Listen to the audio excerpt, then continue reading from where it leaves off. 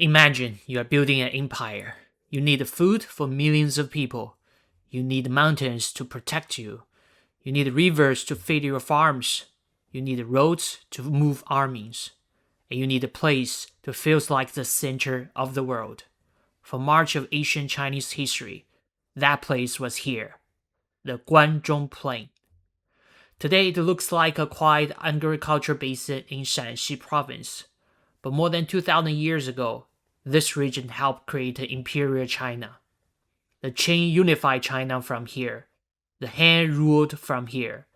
The Tang turned this region into the center of one of the greatest cosmopolitan empires in world history. So why here? Why did this basin become the heartland of China's golden ages? To answer that, we need to look at the land itself. The Guanzhong Plain lies in the central Shanxi, around the Wei River Valley. Its most famous city is Xi'an, known in ancient times as Chang'an.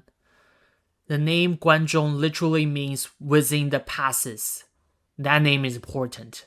This was not an open plain exposed from every direction. It was a basin surrounded by natural barriers and guarded by strategic mountain passes. To the south are the Qingling Mountains, one of the most important geographic dividing lines in China. They separate northern China from the warmer, wetter south. To the north is the Loess Plateau, a highland region of yellow earth. Through the middle runs the Wei River, a major tributary of the Yellow River. So Guanzhong is not just a plain, it is a protected valley surrounded by highlands and connected to the wider Chinese world through narrow corridors. That made it special. It was open enough to farm, but enclosed enough to defend. The first reason Guanzhong became a political heartland is defense. Ancient states were vulnerable. A capital city needed protection from invasion, rebellion, and rival armies. Guanzhong had one of the best defensive positions in early China. The Qingling Mountain guarded the south. The Loess Plateau and the northern highlands created a buffer to the north.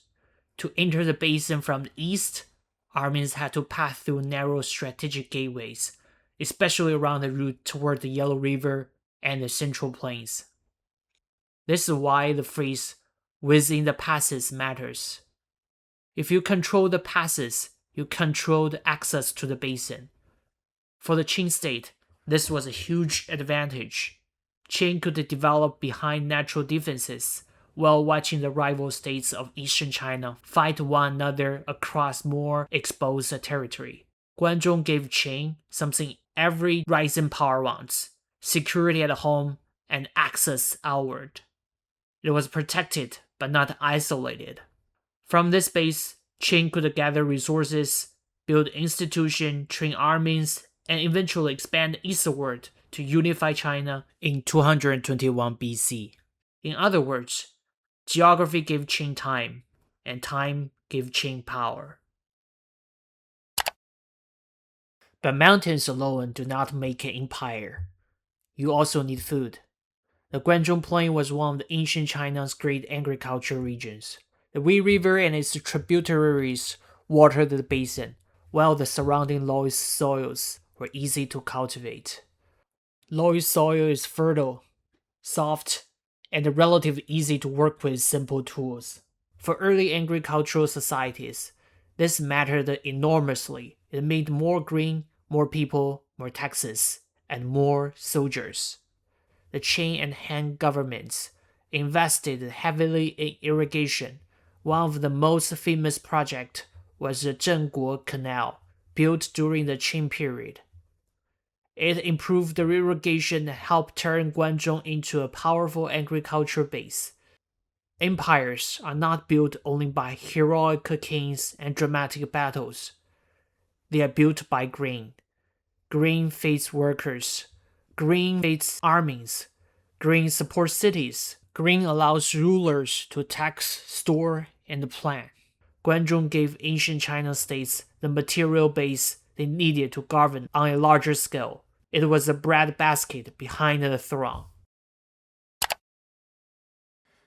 Another reason Guanzhong became so important is its position. At first glance, it may not look like the obvious center of China. It is not the eastern coast, it is not the lower Yangtze, it's not the North China Plain's most open territory. But in ancient China, Guanzhong had a powerful strategic location. To the east lay the Central Plains, the old cultural and political core of early Chinese civilization. To the west lay corridors toward the Gansu, Central Asia, and eventually the Silk Road. To the south, routes through the Qinling Mountains connected to Sichuan, another rich and defensible basin. To the north were frontier zones and steppe-facing regions, where Chinese dynasties had to manage nomadic powers, trade, war, and diplomacy. So Guanzhong sat at the crossroads. It could look east toward old Chinese heartland. It could look west toward Central Asia. It could reach south toward Sichuan. It could guard north against frontier threats. This is why Chang'an became such a powerful capital under the Han and Tang. It was not merely a city at the center of a region. It was a city at the center of a network. The Guanzhong Plain reached its greatest symbolic height through Chang'an. Under the Western Han, Chang'an became the capital of a vast empire that defined what China would mean for centuries.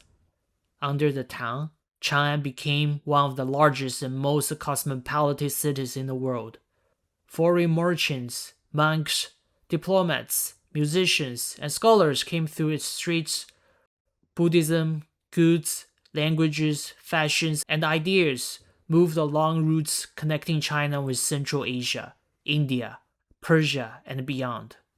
This is where geography becomes culture, because Guanzhong was connected to the Silk Road.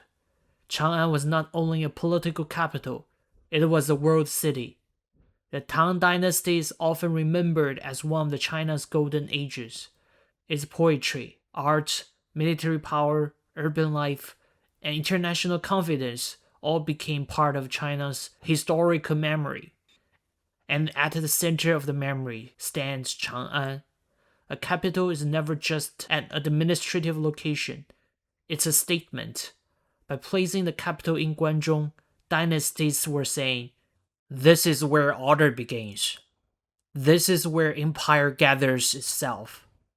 This is where China faces both inward and outward. But if Guanzhong was so powerful, why did later dynasties move their capitals elsewhere? This is an important question. Over time, China's economic center shifted east and south. The lower Yangtze region became wealthier. Maritime trade became more important. The Grand Canal tied northern capitals to southern grain supplies. Beijing became crucial for controlling the northern frontier. Guanzhong remained historically secret, but it was no longer always the most practical center of power. The same geography that once made Guanzhong secure also made it somewhat inland. As China's population, economy, and politics changed, the center of gravity moved. This does not mean Guanzhong became unimportant. It just means China changed. The heartland of early empire was not necessarily the heartland of later imperial administration. The story of Guanzhong teaches us something deeper about history. Civilizations do not rise in random places. They grow from landscapes, from rivers, soils, mountains, roads, and borders. The Guanzhong Plain became the heartland of early imperial China because it offered a rare combination: fertile land, natural defense, strategic access, and symbolic power. The Qing used it to unify China. The Han used it to define empire. The Tang used it to connect China with the world. Today, when we look at the Xi'an and the Guanzhong Plain, we're not just looking at the old capital region. We're looking at one of the geographical foundations of Chinese civilization. Before China became an empire, it needed a place, to gather its strength. That place was Guanzhong.